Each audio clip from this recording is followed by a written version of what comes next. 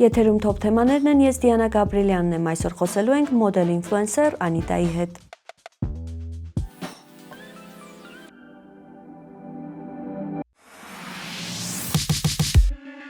Հաղորդման աջակիցն է Հայաստանում առաջին ու միակ գրոհե պաշտոնական առցանց խանութը։ Գնեք որակյալ գերմանական սանտեխնիկա օնլայն shop.grohe.am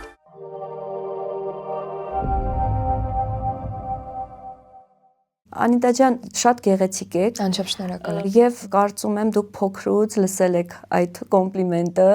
ու չեք հոգնում մի ժամանակ, որ ուզում եք ուղղակի այդպես այդ կոմպլիմենտը չլսել, դուք ձեզնով լինեք, որովհետև երբ գնում եք ինչ-որ վայր, կարծում եմ ուշադրության կենտրոնում եք լինում, սևեռվում է ուշադրությունը, եղել է ինչ-որ դեպք, որ հոգնել եք այդ ամենից պարզապես։ Չեմ կարող ասեմ չի եղել է իհարկե, բայց եղել է ոչ թե որ ես հոգնեմ հենց նրանից, որ ինձ անընդհատ ասում են, ինչ սիրուն ես, սենց մեն, այլ պրոֆեսիոնալ բըրնաութ մոտս եղել, որ ուղղակի անընդհատ կարող է լինեի, անընդհատ ասելով մի քանի օր իրար հետևից լինեի ուշադրության կենտրոնում, ինձ թվում է դա բոլորին էլ դուր չեր գա, երբ որ քեզ ասում են դու սիրուն ես, իմ խարակտերից ելնելով, ես եթե նկատում եմ ինչ-որ մեկը սիրուն է կամ ինչ-որ մի բան սիրում է, ես ինքս մեջից չեմ կարողանում պահեմ ու ասում եմ, որ շատ սիրուն եք կամ այս ինչ բանը շատ սիրուն է ու կարծում եմ դա նորմալ է, դա օքեյ է, հենց կոնկրետ դրանից չէ, երբեք չեմ սենց հուշտ եղել։ Իսկ ունեք գեղեցկության չափանիշներ կամ օրինակ առօրյա ձեր օրը, հա, ինչպես եք սկսում, ձեր բյութի օրը կարելի ասել։ Գեղեցկության չափանիշներ կոնկրետ ինձ համար չկան, որովհետև գեղեցկությունը для меня это понятие растяжимое, ցանկացած բան, ցանկացած մարդ կարա ինչ-որ մեկի համար լինի գեղեցիկ, մյուսի համար չէ, չմտնի իր ստանդարտների մեջ, ինքը շատ ճկուն հասկացողություն է։ Իսկ թե ոնց եմ ես իմ օրը սկսում, առաջինը շնորհակալությունից, որ ես այդ օրը ունեմ, որ ես ունեմ հնարավորություն ապրելու եւ ստեղծագործելու, ինչի իմ համար ռեալ մեծ բան է։ Դու պետք է շնորհակալ լինես ամեն մի հնարավորության համար ու երբեք չասես, որ վсё, այսքանը հերիք է ու ես էլ չեմ պատրաստվում ինչ-որ բաներ անեմ կամ քիթ ցցես եւ այլն, այսինքն այդ շնորհակալությունը դիեզերքին շատ կարեւոր է։ Աշխատասեր եք, օրը ինչպես եք հագեցնում ձեր։ Աշխատասիրությունը, հա, ես համալսարանական տարիներից արդեն սկսել եմ աշխատել ու առանց դրա չեմ պատկերացնում իմ օրը, այսինքն եթե ես մի օր ազատ եմ մնում, ես կարող անգնեմ դեպրեսիայի մեջ ու զգամ ինձ անպիտան, հա։ Եթե նույնիսկ նկարահանում չկա, չգիտեմ, կողքից ինչ-որ պրոյեկտներ չկան ինֆլուենսինգի հետ կապված, ես անպայման ինձ համար կգտնեմ ինչ-որ բան,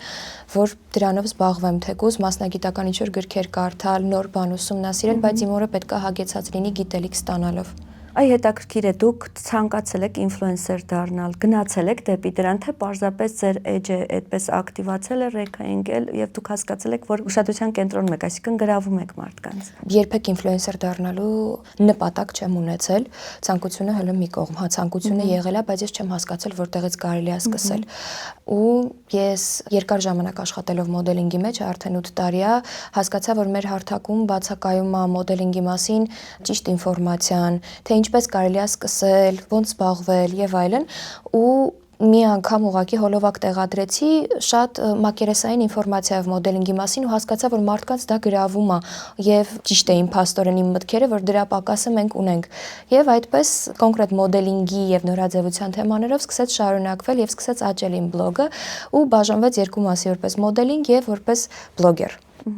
Եվ ժամանակատար է, չէ՞ այդ ամենը։ Սխալ է այն կարծիքը, որ հեշտ է, մեկ օրինակ տեսանյութին, մեկ կարճ ռիլին որքան ժամանակ եք տրամադրում, դա էլ է, չէ, պետք սցենար, ինչ-որ փոքրիկ բան մշակել, որ գեղեցիկ մատուցել, միտք է պետք ամեն դեպքում դրա համար։ Միանշանակ իմ համար այդ էսթետիկ վիճակը շատ կարևոր է, մենք մի քիչ առաջ խոսացինք դրա մասին, չգիտեմ ով ոնց, բայց իմ համար դա որ ամենաառաջնայինն է եւ եթե դա հաշվի առնենք եւ հաշվի առնենք այն, որ ես շատ մանրակրկիտ եմ ամեն ինչ անում, ինձ համար մեկ ռիլի վրա կարա 2 օր գնա, այսինքն միջև ես սցենար մշակեմ, միջև ես խոսք դնեմ, միջև ես սուբտիտրեր դնեմ, միջև ես այդ վիզուալ տեսքը պահպանեմ, 1-ից 2 օր անպայման գնում է, ես չեմ կարողանում նկարեմ ու միանգամից տեղադրեմ, դա իմ մասին չի։ Ասացիք համալսարանական տարիներ, ինչ մասնագիտություն ունեք եւ քանի մասնագիտություն ունեք ու ինչպես սկսվեց մոդելինգի կարիերան առհասարակ։ Շատ հանկարծակի, բայց սկսեմ իմ առաջին մասնագիտությունից, երաժիշտ եմ, ավարտել եմ Երգիպետական թատրոնը, եղել եմ Արտուր Գրիգորյանի սոլիստների գրուպայում, ընդհանրապես փոքր ժամանակվանից որոշվել էր, որ ես երգչուհի եմ լինելու, որովհետեւ շատ վաղ տարիքից սկսել եմ երգել եւ դրանով եմ առաջ գնացել, բայց եկավ ժամանակը, երբ որ ես արդեն համալսարան պետք է ընդունվեի եւ չէի կարողանում համատեղել համ արվեստը, համ մասնագիտություն ստանալը իսկ ինձ համար եւ իմ ընտանիքի համար դա ամենակարևոր մասն էր։ Ու որոշվեց, որ ես ընդունվելու եմ Սլավոնական համալսարան, տարածաշրջանագիտության բաժին, որտեղ մենք ուսումնասիրել ենք ազիական ռեգիոնները, իրենց կուլտուրան, իրենց պատմությունը եւ իրենց լեզուները, մասնավորապես ես ճապոնագետ եմ եւ դրա հետ համատեղ նաեւ ուսումնասիրում էի կորեան, կորեերենը, այսինքն ավարտել եմ տարածաշրջանագիտությունը եւ կարելի է ասել լեզվաբան եմ կողքից էլ։ Բավականին բարդ լեզվի եք տիրապետում եւ այդ ուսման ընթացքում, ուսման տարիներին, որտեղ Սլավոնական համալսարան ընդունվել եմ մանավանդ ձեր տարիներին, այս վերջի տարիների մասին չեմ խոսում, մրցակցությունը բավականին բարձր էր, դուք կարողացել եք դա հաղթահարել, սովորել զուգահեռ նաեւ մոդելինգով զբաղվել։ Այո։ Իսկ դա ինչպես տեղի ունեցավ։ Մոդելինգով շատ հանկարծակի իմ ընկերներից մեկը, որը հիմա բավականին հայտնի ֆոտոգրաֆ է դառել, առել էր իր առաջին տեսախցիկը ու որոշել էր, որ ին վրա պետքա փորձարկի ու տենց առաջարկել էր, ասել էր, դուրս գանք, մի երկու կադր քեզ անեմ, հասկանանք ոնց է մոտը ստացվում։ Իմ մոտ այդ ժամանակ Facebook-ն էր լավ ակտիվ։ Ու այդ իր արած երկու կադրը Facebook-ում տեղադրեցի ինքներ իրա սոցհարթակներում ու ոնց է աշխատում։ Մեկը տեսնում է, առաջարկում է ինչ-որ պրոյեկտ, մյուսն է տեսնում, ասում է աղջկան նկարել ես, համարը տուր, ես էլ նկարեմ, ու սենց գնալով աճեց ու ես մտա մոդելինգի մեջ։ Այդ հարցերը չեմ սիրում ստատիկ, բայց փոքր ժամանակ սիրում եք նկարվել կամ կամերայի հետ աշխատելը։ Չէ, հիշում եմ, ես շատ սիրուն կադրեր ունեմ, որը մամաս է ստացել, բայց ես միջև հիմա հիշում եմ, իմ տրավմա է մնացել, որ ստիպել են ես կանգնեմ նկարվեմ, որ մամ դե հերիք ա, մամ դե չեմ ուզում այս վիճակով, ու չէի սիրում, ընդհանրապես չէի սիրում այդ տեսախցիկի առաջ կանգնելը, նկարվել այդ ստատիկ պոզաները, ընդհանրապես իմը չէր ու կյանքում չէի մտածի, որ մի օր մոդելինգով կզբաղվեմ։ Իսկ հիմա օրվա ընթացքում օրինակ հեռախոսը քանի ժամ է լինում ձեր ձեռքում։ Դա դարձել է հիվանդություն բոլորիս մոտ։ Իրականում հեռախոսը իմ ասենց մի հատ առանձին օրգան է։ Կպած է ինձ ու չեմ կարող ասեմ շատ քիչ է լինում, չէ, օրվա մեծ մասը հեռախոսը իմ ձեռքում է, որտեվ ամեն ինչ էստեղ է։ Իսկ ձեզ մոտ լինում է, որ օրինակ որոշում եք այդ օրը գրքի մի հատված կարդալ, բայց նստում եք սկրոլի վրա։ Չէ, եթե ես նստում եմ գիրք կարդալու, իմ հեռախոսը do not disturb-ի վրա հաստատ 1 ժամով կողքա դրած, որ ես պետք է այդ ինֆորմացիան ստանամ, որտեվ мне как личности сама по себе я очень трудно концентрируюсь։ Ու եթե ես ինձ չգցեմ այդ դիսցիպլինայի մեջ, ոչ մեկ դա չի անի իմ փոխարեն։ Իսկ ձեր օրը ինչպես եք դասակարգում, ըստ priority-ների, ինչպես եք օրինակ պլանավորում։ Ըստ priority-ների առաջինը գործը, առաջինը նկարահանումները, հետո արդեն անձնական հանդիպումները ընկերների հետ, ընտանիքի հետ անցկացնելու ժամանակը։ Իսկ ինչ եք կարծում այս օրերին մեզ մոտ որակյալը շատ է հետին պլան գնացել, կարևորը, որովհետև երբ որ մտնում ենք Instagram, տեսեք ձեր տեսակից շատ քիչ կան, օրինակ, որ եւ հնդրծասերեն, եւ մոդելինգով են զբաղվում, եւ ժամանակակից են, եւ կրեատիվ են, որովհետև կան դեպքեր, երբ որ դա լինում է, իսկ եւ դաստիարակված են, եւ քաղաքակիրթ են, մոտեցումը մեծահասակների հանդեպ էլ, միգուցե հարցս մի քիչ խառը լինի, բայց բախվել եմ այնքան շատ երիտասարդների, որոնք այդպես կրեատիվ են եղել կամ բան, բայց քաղաքակիրթ մոտեցում դեպի մեծահասակների, դեպի կյանքը, դեպի որակյալը որպես այդպեսին չկա։ Ինձ թվում է դա առաջինը գալիս է ներքին ուստանովկաներից եւ դաստիարակությունից։ Եթե դու ի սկզբանե չունես այդ հարգանքը քո շրջապատի, մեծերի հանդեպ եւ անծանոթների հանդեպ, դա ոչ մեկ քեզ չի կարողանալ սովորացնի կամ էլ կյանքը այնպես կանի, որ դու ստիպված լինես արդեն հարգես այն ինչ որ քեզ շրջապատում է։ Իսկ ինչ վերաբերվում է թե ես ոնց եմ վերաբերվում անորակ կոնտենտին, ելի եմ ասում, сколько зрителей, столько и мнений։ Ինձ համար կարող է ինչ որ մեկի կոնտենտը անորակ լինի, դիմացինի համար դա լինի վաու։ Եվ ես դա չհասկանամ ինչի է դա վաու, բայց իրանք դրա բացատրությունը տան։ Դու ասես հա լավ, օքեյ։ Իսկ դուք նայում եք ֆիլմեր, պատմական, թե հիմնականում Netflix-ի սերիալներն եք նայում կամ HBO, ինչ է ձեզ հետաքրքրում այդ առումով։ Այսպես ասեմ, ֆիլմեր ես արդեն շուտվանից չեմ նայել,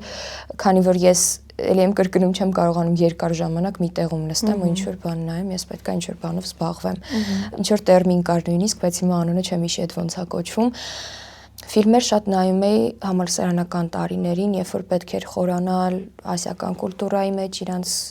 պատմության մեջ եւ այլն, բայց եթե հիմա հարց տակ վերջին նայածը որն է, անկեղծ չեմ հիշելու։ Իսկ մեկն էլ եք Ճապոնիա եղել եք Ճապոնիա։ Ոչ, Պլաններում կա։ Իհարկե կա, հնարավորություն եմ ունեցել մագիստրատուրա դիմել Կորեայով դիմել եմ, բայց եկել է չարաբաստիկ Քովիդը եւ արդեն երբ որ դոկումենտները ուղարկել էի, որ պետք է ընդունվեի, զանգեցին ասին, որ ցավոք սրտի այդ թռիչքները հիմա մենք չենք իրականացնում ու չենք կարող ձեզ ընդունել, որովհետեւ մենք փակում ենք սահմանները։ Իսկ սիրով կապրեիք այնտեղ, առհասարակ, հա, այստեղ եք ծնվել մեծացել։ Հա, այստեղ եմ ծնվել մեծացել։ Արտերկրում կապրեք, թե ոչ։ Եթե այս հարցը տայեք մի 2-3 տարի առաջ կասեի հա, անպայման, բայց հիմա չէ, ես ինձ Հայաստանից դուրս չեմ պատկերացնում, ես սիրում եմ մեր երկիրը, ես ուզում եմ այստեղ մնամ, ես ուզում եմ այստեղ ապրեմ, որովհետև ինձ այստեղ ամեն ինչ հարազատ է։ Հա, դուրս գալ, ճամփորդել եւ այլն միշտ կա ու կա, բայց ապրելու առումով ես ուզում եմ այստեղ մնամ։ Ինձ այստեղ ավելի հանգիստ է։ Իսկ ֆիլմերի առաջարկ եղել է, որ նկարահանվեք որպես դերասանուհի ֆիլմերում։ Եղել է, բայց մերժել են բոլորը։ Որն է խնդիրը, հենց որակի պատճառն է, հայկական ֆիլմերի թե։ Եղել է, որ որակի խնդիր է եղել ու ինչքան իրար հետևից առաջարկել են, իհարկե առաջարկել են այնպիսի դերեր, որ երևացող են լինելու, բայց սցենարները միշտ միանման էին, որ ես անպայման ինչ-որ մեկի կինը պետք է լինի, ինչ-որ մեկի սիրուհին, այդ իմ մասին չի, ես պատկերացնելով ինձ լրիվ ուրիշ բանի մեջ չէի կարող ասել հա, կգամ կխաղամ, որովհետև դա շատ անորակ էր ստացվելու։ Այսինքն ձեր տեսակը այնպիսին է, որ զուտ երևալու համար կամ գումարի համար կամ հայտնի լինելու համար, եթե դա ձերը չի, չէ, ես միանշանակ կմերժեմ, չէ։ Հաստատ իմը չի, որովհետև եթե ես գործ եմ անում, պետք է ես ինձ տեսնեմ այդ աշխատանքի մեջ, իմաստը էլ որն է։ Իսկ մոդելինգի տեսանկյունից դրսից հրավերներ եղել են, չեն եղել եւ կցանկանայիք աշխատել օրինակ Փարիզում, եթե հրավեր լիներ։ Եթե հրավեր լինի սիրով, ուղղակի ես մի հատ սխալ եմ արել, որ ժամանակից շուտ տատուիրովկաներ եմ արել եւ դրանք հիմա ինձ խանգարում են շատ տեղեր նկարահանվել եւ իրանց չեմ կարող հանել։ Դա շատ մեծ խնդիր է արտասահմանում, եթե դու ուզում ես զբաղվել մոդելինգով, եթե դու իհարկե Kate Moss չես եւ այլ մեգա աստղ, որին ամեն ինչ թույլատրելի է, քեզ չեն վերցնի ուղղակի, կասեն մենք ժամանակ չունենք եւ ռեսուրս չունենք ամեն անգամ քո այդ տատուները փակելու, նույնիսկ ես այստեղ էլ եմ բախվել այդ խնդրին, բայց այստեղ հələ բոլեմենը դա կարելի է տեղավորել։ Սա բացահայտում էր ինձ համար, իսկ էլ ինչ բանալիներ կան, որ պիտի դա ունենաս, որ կարողանաս լինել մոդել, միայն արտաքինով չի, չէ՞ դա։ Օրինակ, որ խոսում եք ձեր ներքին հանդարտությունն էլ, ամեն ինչ նշանակություն ունի, չէ՞։ Էթիկան շատ մեծ նշանակություն ունի։ Ու էթիկան իրականում կապ չունի հենց կոնկրետ մոդելինգի հետ։ Դա գալիս է, ելի եմ ասում, քո մարդու տեսակից։ Եթե դու կրթված ես, եթե դու կարդացած ես, եթե դու ինքդ գիտակցում ես, թե դու հստակ ինչ ես ուզում, դու ամենտեղ քեզ կգտնես։ Իսկ մոդելինգում էթիկան շատ կարևոր է։ Դու օրվա մեջ կարաս շփվես հազարավոր մարդկանց հետ։ Դու պետքա քեզ ճիշտ դրսևորես, եթե ուզում ես հետագա պրոյեկտներ ունենաս, որովհետև 1-2 մեկը կգնա կասի, գիտես իր հետ աշխատել եմ, այս ինչ բանը դուրս չի եկել։ Միանշանակ չես կարող իդեալական լինես բոլորի համար, բայց այդ ներքին դաստիարակվածությունը պետքա լինի, եւ եթե դա կա, դու ամեն ինչի էլ կհասնես։ Մենք հիմա ապրում ենք այն դարաշրջանում եւ նորաձևությունը այն level-ի է հասել, որ արդեն չեն նայում քո հասակին կամ պարամետրերին, կոպիտ ասած։ Եթե դու կարողանում ես աշխատես եւ եթե դու կարողանում ես քեզ որակով ներկայացնես, հաշվի դու արդեն մեջն ես։ Անիտա, ձեր բնավորության գծերի մասին խոսենք, դրական եւ բացասական կողմերը, հա, ինչ կուզեիք փոխել եւ ինչ բնավորության գծեր ունեք, որ այդպես դուք գոհ եք դրանից ու դա ձեզ առաջ է տանում կյանքում։ Մի քանիսը նշեցիք իհարկե արդեն։ Կարանք վատից սկսենք, ես բավականին իմպուլսիվ եմ, երևի դա նաև գալիս է իմ զոդիակից, որովհետև խոյերին դա բնորոշ է։ Այդ կուզեի շատ փոխել, իրականում հիմա էլ աշխատում եմ դրա վրա, որ մի քիչ հանդարտացնեմ ինձ, որովհետև շատ ժամանակ կարող է ինչ-որ անկապ բան ասեմ, որ հետո դրա մասին փոշմանեմ ելնելով այդ պահի էմոցիոնալ վիճակից։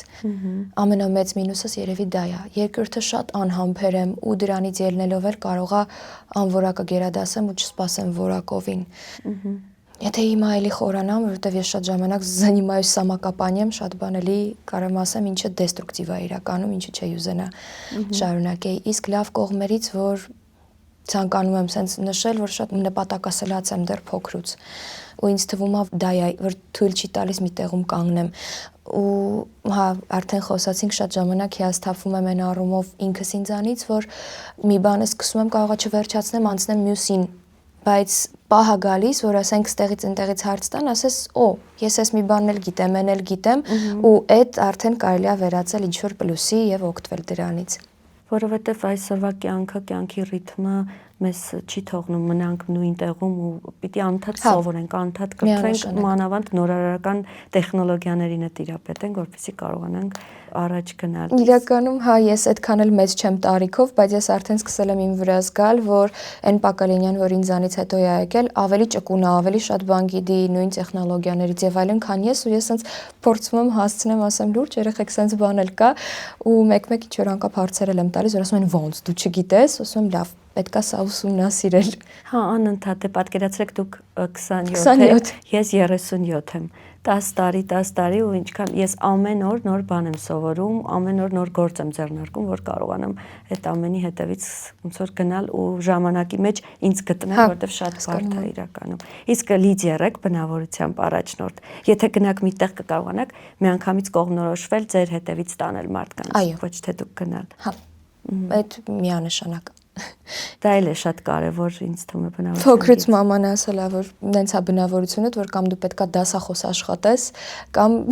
չգիտեմ, գնաս ինչ որ միտեղ, որտեղ որ քո ձայնը լսվելու է։ Փոքրուց կարելի շատ կոպիտ ասած բոլորին սենց ասում էի տան մեջ, ով ինչ պետք է անի, եւ եթե ինչ որ մեկը մի բան չէր անում, դա ինձ ջղայնացնում էր, չէ՞, պետքա լինի սենց։ Փաստորեն եւ աշխատում եք նաեւ այն մարդկանց հետ, ում մոտ ամեն ինչ պլանավորած է, հստակ է։ Այո։ Եղել են դեպքեր, որ գնացել եք նկարահանման ու ամեն ինչ քաոս է եղել կամ բան։ Այդ պահին դուք կարող եք հրաժարվել, թե միևնույն է միջև վերջ ձեր աշխատանքը կտանեք։ Քանի որ շատ եմ աշխատել ֆիլմերի հրապարակում եւ այլն, եղել են դեպքեր, որ համակարգողները չեն համակարգել մի բան նորմալ, դեկորները չեն եղել ժամանակին եւ հասկանում ես այդ դերասանին կամ մոդելին, ով այդ պահին լուսանկարվում է կամ տեսանկարահանվում է։ Այդ դեպքերը շատ են ու այդ դեպքերը անպակաս են այս ոլորտում։ Չի եղել այնպես, որ ես գամ, ինչ որ մեկը ուշանա կամ ամեն ինչ ուշանա ու ես ասեմ վերջ ես էլ չեմ նկարահանվում, ոչ, որովհետև ես գիտակցում եմ, որ այս մարդիկ եկել են։ Իրանք ինչ որ աշխատանք արել են, դու չես կարա այս մեկին կառավարես, հատկապես եթե դու այդ պոզիցիայում չես կարա ասես, գիտես ինչ ես ուշացել, իմ ժամանակը սենց, որովհետև բոլորի ժամանակն էլ ժամանակ է, ու ես չեմ կարա ասեմ, որ գնա փոխի խարակտերը, չգիտեմ, դարի պունկտուալնի։ Մարդկային ֆակտորը չես կարա հերքես հատկապես այս ոլորտում ու քեզանից գնում է քո աշխատանքը անես սիրուն, դու գաս ժամանակին, դու պրոֆեսիոնալ աշխատես, դու գնաս, թե մնացածը ինչ կանեն, այդ արդեն իրենց խնդիրն է, բայց եթե դա օրինակ նույն թիմի հետ շարունակական բնույթ ա կրում, իհարկե ես եթե ընդհանուր չաթել լինի կգրեմ, որ ժողովուրդ եկեք մյուս անգամ գոնե հասցնենք ամեն ինչ ժամանակին անենք, որտեվ սենց, որտեվ նենց։ Իսկ երիտասարդներին ինչ խորհուրդ կտաք, օրինակ շպարի առումով, նայում եմ շատ բնական, գեղեցիկ եք շպարվում։ Ձեր առօրյա շպարը, ուղղակի թվարկեք ու վերջ։ Ես ընդհանրապես չեմ սիրում շպարվել, ես այդ մարդն եմ, որ սիրում է բնական ու ձգտում է այն մաշկին, որ ոնց որ շպարված լինես։ Եթե ես հնարավորություն եմ ունենում շպարվելու, ես ընդամենը հոնքերս եմ վերև սանրում, կարող է տուշ քսեմ ու ուղղակի դուրս գամ։ Եթե հնարավորություն չեմ ունենում, դա լինում է տոնային, անպայման ռումյանա, որտեվ սիրում եմ թուշիկները ընդգծել, էլի մի փոքր ծեներ, հոնքերը իմ համար շատ կարևոր են, էլի հոնք եւ բրոշները։ Վերջ, բայց այդ ամեն ինչն էլ շատ բարակ սլոյերով, որ շատ քիչ աչքի ընկնի։ Թերևս վերջին հարցը, սիրում եք տանը կոմֆորտ վիճակ, թե միշտ երեկոները ուրախ ժամանց ընկերների հետ կամ Չէ, ես տան մարդ եմ։ Միշտ երեկոները, եթե նույնիսկ ընկերներս ուզում են հավաքվեն, ես ասում եմ ժողովուրդ կներեք, ես պետքա տուն գնամ։ Իմ էներգասբերիգательный ռեժիմը միանում է երեկոյան։ Ես ամեն ինչ պետքա ցերեկա անեմ, որ երեկոյան լինեմ տանը։ Իմ տեղերի մեջ մի բաժակ թեյով, գիրք կամ, չգիտեմ, հեռախոսը ձեռս, բայց տանը։ Շնորհակալություն։ Ձեզ եմ շնորհակալ։ Հայաստանում միակ ու առաջին գրոհե առցանց խանութն արդեն գործարկվել է։ Shop.grohe.am Գնիր առցանց, ստացիր արձեռը։